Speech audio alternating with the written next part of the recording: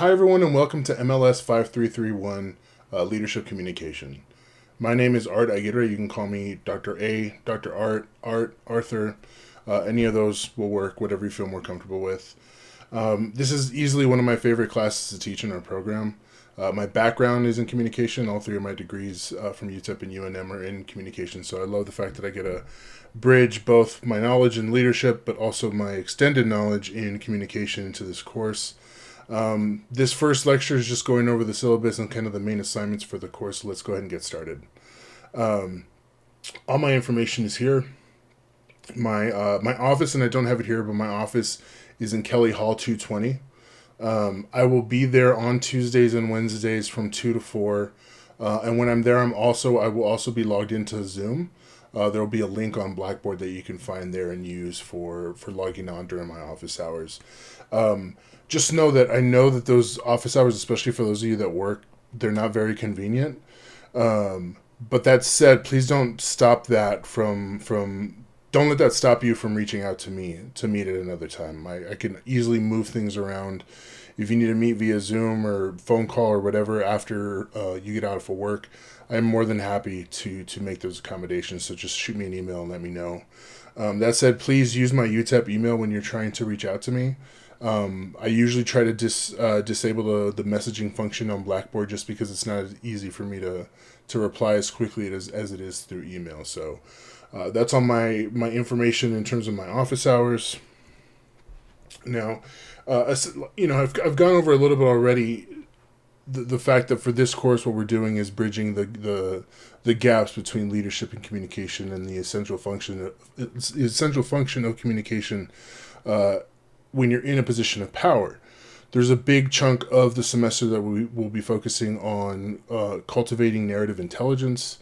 Later on in the semester, we'll be going over kind of social media communication.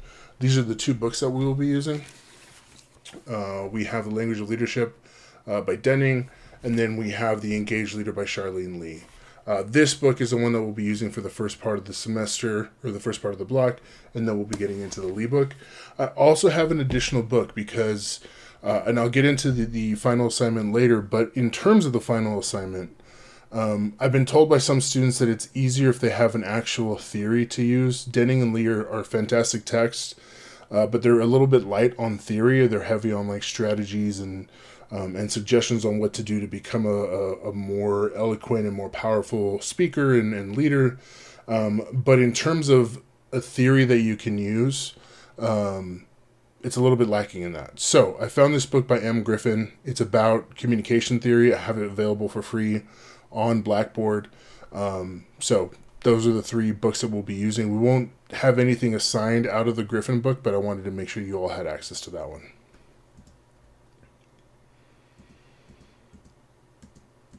Okay, so in terms of the syllabus, everything that we'll be doing via Blackboard. Assignments, I'll be uploading your grades on Blackboard. In terms of participation, I haven't had any issues. I will say that one of the big assignments in the class are our Blackboard discussions. So as long as you are participating in those, you should be fine and be doing just fine on the participation grade. That's we'll go over a little bit later on. I don't have a specific limit on the discussion boards in terms of a word limit. But if I do see that they're lacking in substance, I will eventually start instituting a word limit if I need to. But it's rare that I've ever had to do that. In terms of diversity, I just want to make sure, especially in these online classes, that we understand that there are going to be a number of different identities involved in terms of the makeup of our course. And when it comes to having conversations or even, debates about different concepts and ideas, that we're making sure that we're debating concepts and not identities, and that we're at not any point denigrating anybody in the class, myself included. In terms of ADA accessibility, if you have any issues, or if you have had any issues reaching out to CAS, please let me know. But if you haven't already, reach out to CAS so they can make sure that they let me know whatever accommodations we need to make for you.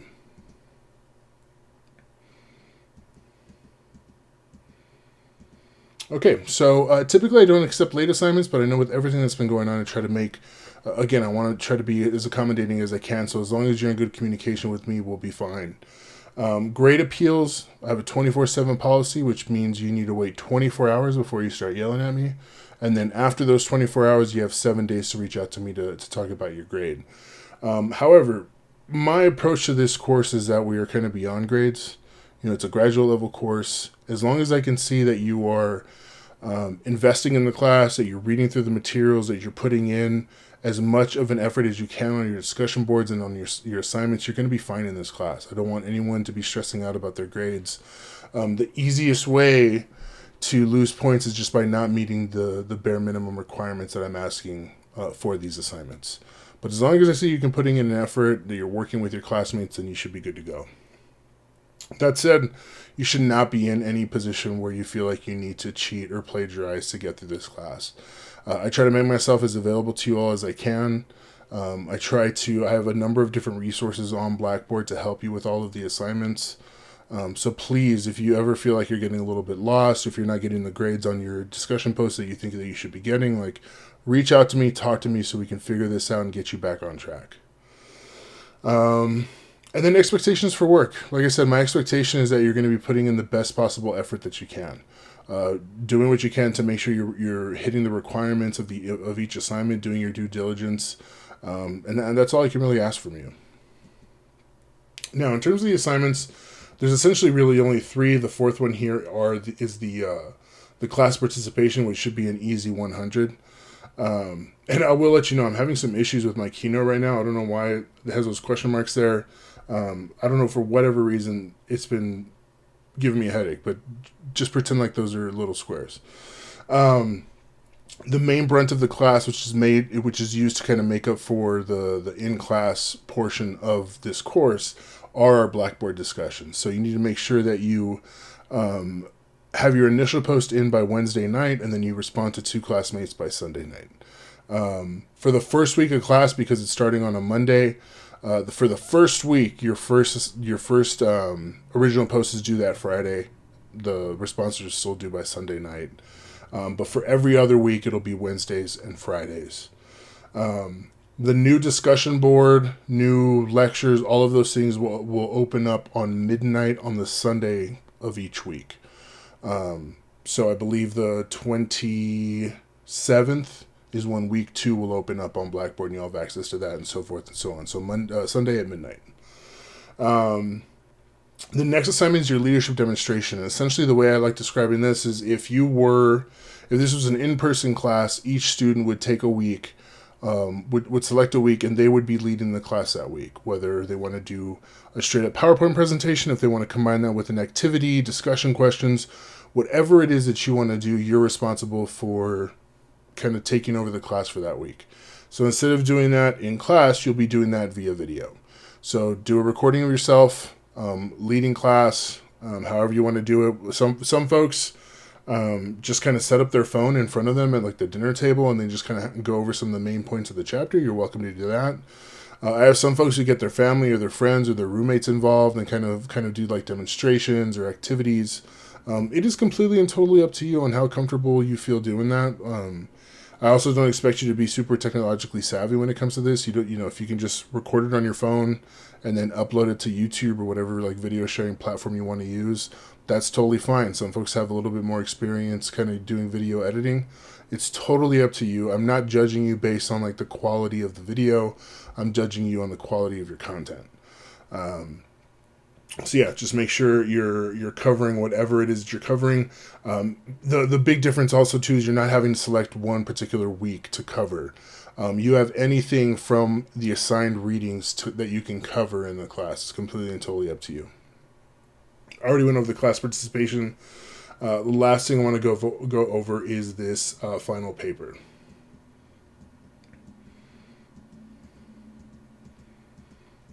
Okay, so it's 10 to 12 pages, and that's 10 to 12 pages of writing. That does not include the cover page or the references page. You need to have 5 to 8 sources. 2 of those have to be academic journal articles. Excuse me. I have a video in the resources folder on Blackboard where I show you how to access the library databases to search for articles for that. It has to be properly formatted in APA or MLA format. If you're using APA, you do not need to have an abstract for this. Just the cover page, main part of the paper, and then your references. The way I broke up this paper Because of the fact that we don't have a full 16 weeks to do a full graduate paper, I wanted to kind of approach it in the best way that feels a little bit similar to that. So it's 3 parts. The first part, all you're doing is talking about a particular theory or strategy. It needs to come from Denning, from Lee, or from that Griffin book. And in this paper, in the first part, all you're talking about is the theory. You don't get into any other parts that I'll be describing next. You're just simply, let's say you're talking about leadership presence, which is in the Denning book. All you do is talk about leadership presence. I have students who use this as kind of like their, I encourage students to use this kind of like the way you would your literature review. So I folks who've used leadership presence in the past, I tell them to support it with information on nonverbal communication. So you would just talk about that for the first part of your paper. Second part of your paper is the artifact of your text. Very fancy way, but this is how I'll explain it. You talked about your theory in the first one. Now you want to apply your theory to something. So it could be a movie, TV show, a speech, a case study, a news story. Any of those things are going to work. All you do is talk about that particular thing in your artifact in part 2. Finally, you get to the synthesis in part 3.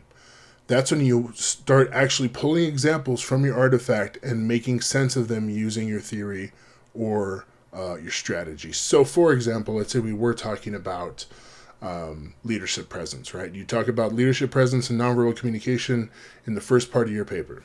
Then in the second part of your paper, let's say you wanted to talk about that show, The Office, and there's like one episode that really sticks out in your mind. So in the second part of your paper, you talk about The Office, you talk about how it started, that it was the US version was a spin-off from the UK version.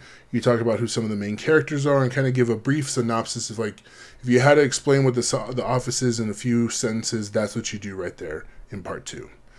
In part 3, you actually pull scenes from The Office, from that particular episode that you're choosing, and then you say, okay, well, Michael Scott does X, Y, and Z and says this in this particular way. Denning says it could have improved the effectiveness of his speech if he did X, Y, and Z, right? So that's where you start making sense of things in that synthesis part. You can talk about Michael Scott, you can talk about Jim, you can talk about Dwight, different examples for that third part of your paper, and you make sense of it from pulling from that theory or that strategy from the first part of your paper. The way I like explaining it is if there are plenty of times where I've had to write some sort of research article or a chapter, and my niece or my mom or someone will ask me what I'm writing about. So I'll give them kind of like the fancy version of what I'm doing, and then they'll look at me like they need a little bit more information. And then I'll tell my mom something like, oh, well, I know you like Grey's Anatomy. Well, you know how in Grey's Anatomy, you know, this person and this person, there was a miscommunication, they started fighting, blah, blah, blah, whatever you want to talk about. Well, I'm talking about how this part of their communication could have been improved by this, right? We do it all the time to kind of help people understand what we're doing at work, what we're doing, you know, or shows that we're watching. I want you to do it that kind of way in this paper, right? So theory and strategy, artifact, and then synthesis. And that's it. I have an outline available for you all on Blackboard in the online resources tab or folder. And I encourage people to look at that and start filling out start writing your paper using that outline. Start by just maybe using some keywords to fill out the outline, and then start turning that into sentences. And before you know it, it's going to be real easy to start filling out those 10 to 12 pages. But I encourage you all to maybe do 2 to 3 pages for the theory or strategy, 2 to 3 pages for the synthesis. You usually will only have like 1 or 2 pages for that middle portion, for that second part of the paper. But you're there already at 8 pages. You have a page for your introduction, you page for your conclusion, then you're set there with 10 pages.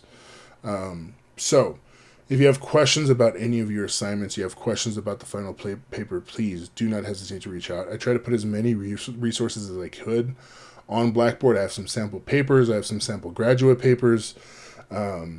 Because I want to make sure you kind of know you're on the right track. But if any of those are not sufficient and you still want to talk to me, please drop on my office hours, either in person or on Zoom, or shoot me an email and we can figure out a time to meet. But just know that I'm here for whatever you need. I want to support you. I hope you enjoy this class. I very much enjoy teaching it. And again, please reach out if you need anything at all.